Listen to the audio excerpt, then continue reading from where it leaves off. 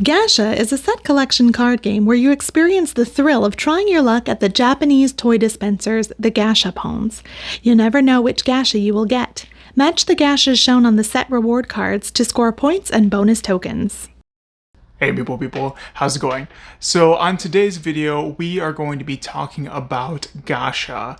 This is a game by 25th Century Games. This is for 2 to 6 players, ages 7 and up, and takes about 20 minutes to play. So let's go ahead and get into it.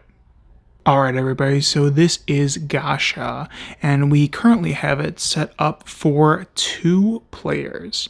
And in Gasha, the point of the game is to get the most victory points through getting bonus tokens or fulfilling these request cards and collecting them by spending cards in your hand to get these for points.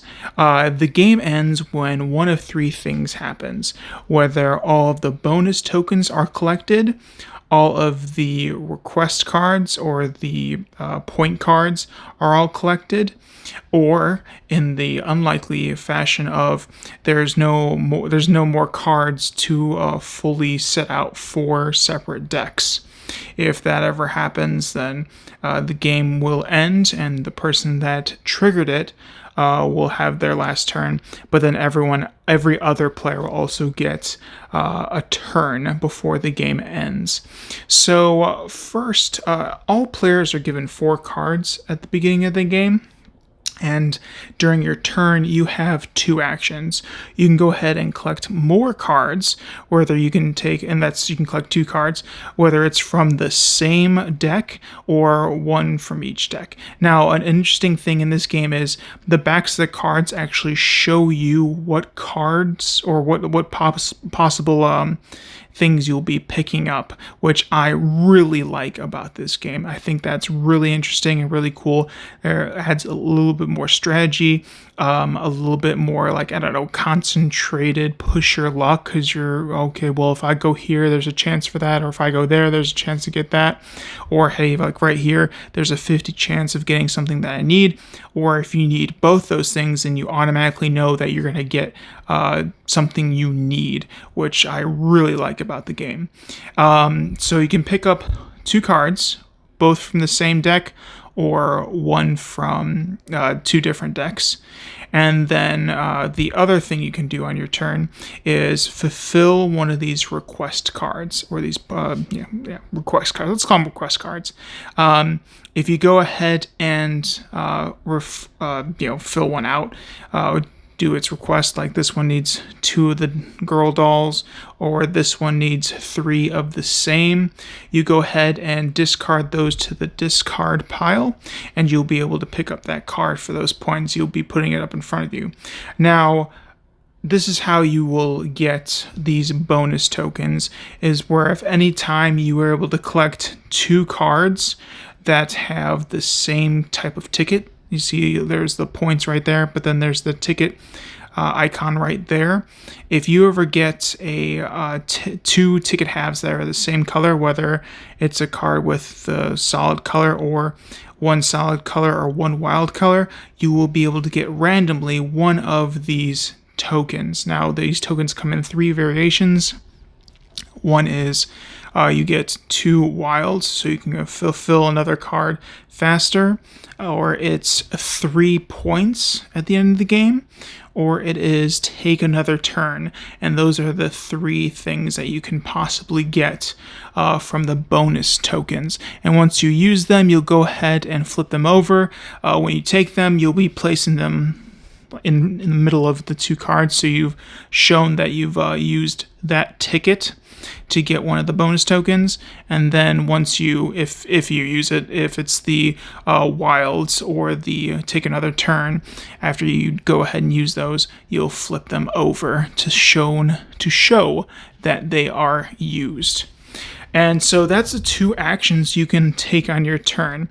You'll be going, like I said, back and forth, collecting cards from the deck piles to go ahead and discard them to get these points cards. And then once one of the three end game triggers happens, whether all of the tokens are taken, all the point cards are taken, or in the unlikely factor that the decks you can't have four different or four separate decks out, then the game will end, and whoever triggers it will give all the other players one more turn. And yeah, that's pretty much the game and how a turn goes and how you'll keep playing. Another thing I want to point out, at the end of the game, you'll get points for your cards, points for your bonus tokens, if they're the 3 points, and also cards at the end of the game that are still in your hand are worth 1 point, which I think is just another cool thing about this game. If you can't go ahead and get one of these request cards at like the end of the game where it's your last turn, at least you can pick up 2 more cards, which is 2 more points, and I think that's a pretty nifty thing. So let's go ahead and talk about some of the pros and cons that I have to say about Gasha. Sorry if I'm mispronouncing this at all. But yeah, let's go ahead and talk about that. So the pros and the things that I like about Gasha is, one, that the game moves along pretty steadily, that it doesn't feel like it overstays its welcome. Another thing that I like about it is that the cards at the end of the game, when you're taking one of the 2 actions that are available to you on your turn, you can go ahead, and if you can't fulfill one of the request cards, one of the point cards, then you can take the other action and go ahead and pick up cards. And the fact that the cards are 1 victory point per card that are in your hand at the end of the game, it feels like, okay, if I can't go ahead and fill a request card, at least I'll get 2 more points for getting cards off of the decks, which I think is just real nice. The game flows very well, and it's a nice rule to have for this kind of game. And another thing that I've quite enjoyed is the artwork. The artwork is something that is just super adorable, super eye-catching, and I don't know, just playing the game brings a smile to my face when I see some of the artwork for the doll, the robot, the little the little keychain pieces. Those are just super adorable things. So those are some of the pros that I like about this game, where it's moving along fast, adorable artwork, the backs of the cards, they're showing you that what you can pick up, what you have a chance of getting, and that's just something that I feel like there's a little more, I don't know, to the push your luck aspect and taking a chance on something. And if you know what you need, and there's like the one of those cards that has only like two different types on there, then at least you know you have a 50% chance of getting what you need. Or if you need both of them, then you know you're getting what you need with that draw, which I think is just a great way of making it to where you're not like Ticket to Ride, where you're not just picking up cards like, oh, just 2 off the top and I hope I get what I need.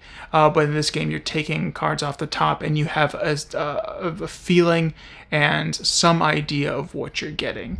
So now let's go ahead and move into the cons of the game. Things that I really didn't like about it, or I had, this is just preferences and for me, that things that I just didn't enjoy.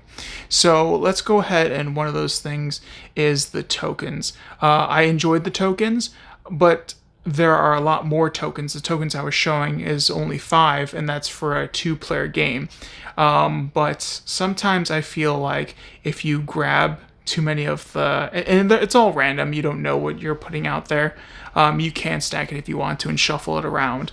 But one of our first games was so many of the I forget, I think there's like 3 of them, but it was like take another turn, and we didn't know what was out there, and I kept getting the take another turn, take another turn, take another turn, which was great for me, but I just felt like that was like a little swingy.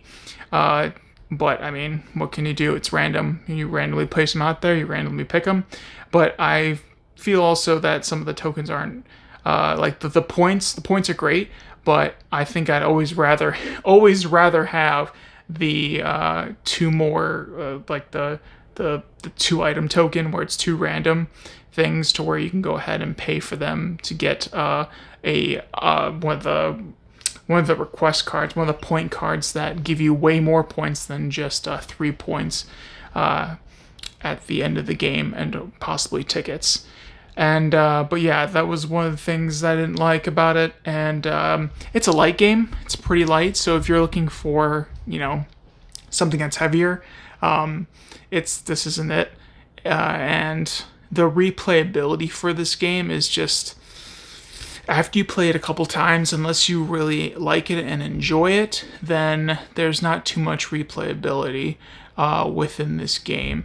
You know what you're doing. There's nothing that really changes, and it's just the replayability isn't there. Now, I'm not saying that just because this game doesn't have that replayability, because some people are like, oh, well, I gotta get what I need I need my game to have high replayability. It's like, yeah, but sometimes this game's very portable. It's small. It can fit in a lot of places. A lot of places. It can, when you're traveling, it's not. It doesn't take up that much space. And so it's a nice game to travel with. You can put in like a board game quill where you have like a bunch of small games. Or it's just very portable. And also it's easy to teach other people, but that goes back to my little thing of like, this is light. If you're a gamer that likes heavier games, then this is one that's probably, you'll play once and be like, cool, I want to move on to something a little more meatier. And even, I would just, like I said, I would say this is a pretty light game. But yeah, so those are the cons that I have for this game, and they're few. They're not that many.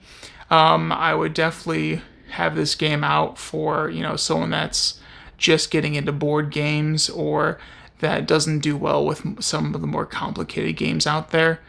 This is one that I really would take out and be like, okay, here you go. We can go play this real quick, but that takes space up in your collection, and you might not have that kind of space in your collection for just a game for that. There's so many games like that are like fillers or games you're introducing to people. But yeah, so I hope you enjoyed this video. I hope you got something from it. I am going to leave the links for the BGG page and 25th Century's 25th Century's page to see if you want to go ahead and pick this one up. I hope you, again, enjoyed this video. I hope it was informational, and I hope you watch the next one.